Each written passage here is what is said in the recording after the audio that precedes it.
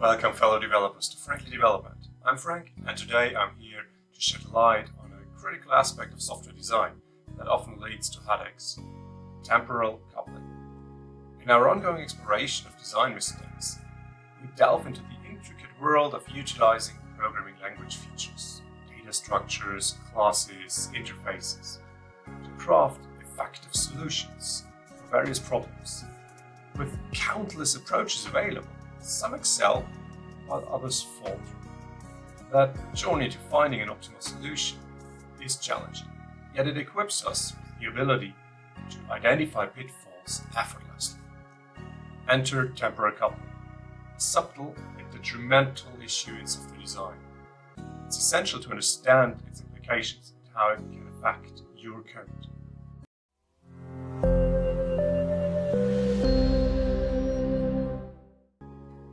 If you want more insightful content like this, make sure to hit that like button below. Don't forget to subscribe and turn on notifications. By subscribing, you'll stay updated with our latest videos on mastering clean code practices and leveling up your development skills. Like, subscribe, and most importantly, let's keep building remarkable software.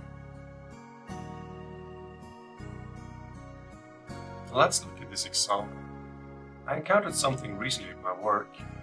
A different way, of course, but here it's simplified to see the core problem of temporal coupling. What we can see here is a kind of command interface that has two methods. One, to check if a command is applicable. You give it some data, it verifies and returns a yes or no, basically. And then you call execute to execute that command on that data. And it gives you back something. We can also look at an implementation. This in a very simplified way, it checks for a separator being contained. So when you give it a string data, it checks if there's this minus sign in there. Then it says, yes, this is applicable because my command is then going to split this into two or at least two places and giving you back the second one, so 0 and 1. And you can clearly notice that there's something at odds here with hard access of index 1, of course, which is only used for simplification here. What we're interested in is generally how this temporal coupling works. You can also see that at this point, everything is fine and you can execute this test and it's completing successfully when you run something like the data hello minus world against it. That's perfectly fine. It splits it, gives you back the world. Now with temporal coupling, there are issues hidden in this design that assume certain things, and if we don't adhere to these assumptions, then we run into problems. For example, no one really guarantees that the second piece of the second string when we call execute after the is applicable is really the same thing. And of course this triggers our index exception because we did not call the other method first. Like a typical mistake that if you have this temporal coupling where you assume your developers to first call a thing and then call the other thing, eventually someone will forget to call the first thing and just go straight on to the second. There's no guarantee that these two will also be matching. So you could call this applicable, maybe with different data. Maybe by the time you execute this thing, the data has changed. And now it's no longer the same. So all of these problems are coming from temporal coupling, which are already present in this interface. You split it up into two things that are supposed to happen after each other. Let's recap. Temporal coupling means that one thing is assumed to happen before another thing. Understanding temporal coupling isn't just about identifying a design flaw, it's about recognizing its profound impact on software projects. Picture this: you've got a complex code base, and within it, components tightly woven together by time dependencies. Assumptions, as well documented as they may be, will eventually be forgotten, creating unexpected bugs. The time-based dependencies of temporal coupling can thus be thought of as a time bomb within your project, just waiting to go off. So let's take a second look at our example. How can we change this to avoid the temporal coupling?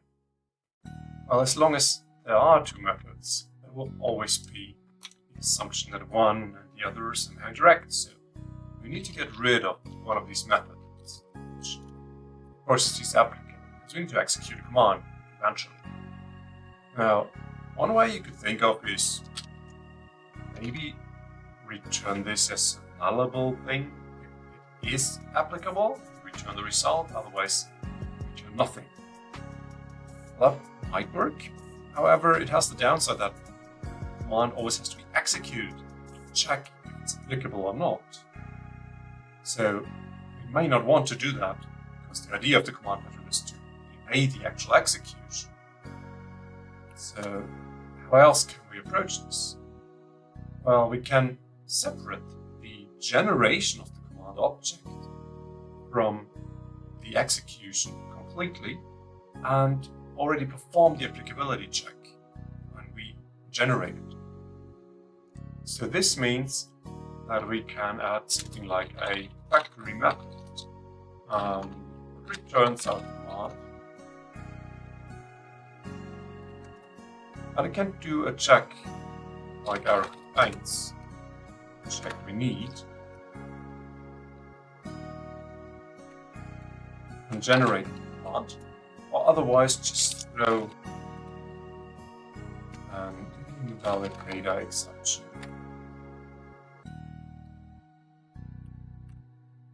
Now we separated checking the applicability. We still have another temporal coupling, because the data string we gave to the create method may not necessarily be the same that we gave and will give in future to the execute method. To make sure that this cannot change over time, we can embody the data inside of our object, just making a constructor, give it data, and basically introduce a property field, be able to access that. So in that case, our execute method doesn't really need this anymore. We have our data already.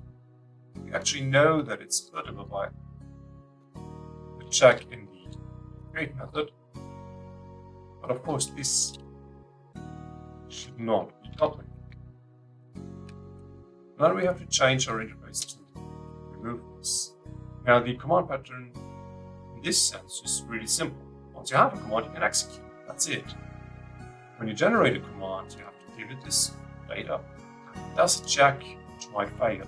So again, different options here. We could also return this as nullable instead of throwing an exception, which might be somewhat nicer. So do it like this. Of course, we can simplify this into a single return statement.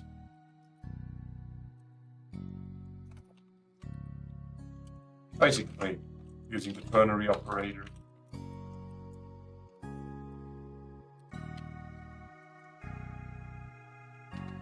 And I can also try with our test what this would look like. So it would not generate any more like this,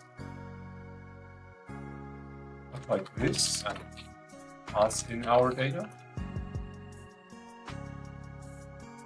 There's no more is applicable. There's no more option to make an error here at all. So the only thing we can do is to basically generate this. For the test, of course, this warning here says, oh, it might be null. For the test, we can assume this will work. If we execute this, we will notice that it will succeed. I hope you found this valuable and are now able to recognize temporal couplings. Maybe you can also fix some of them. Keep in mind though, there are many different variations of temporal couplings. If you encountered one in the wild before, let me know in the comments. Don't forget to subscribe for more tips like this. Thank you for watching and fun developing.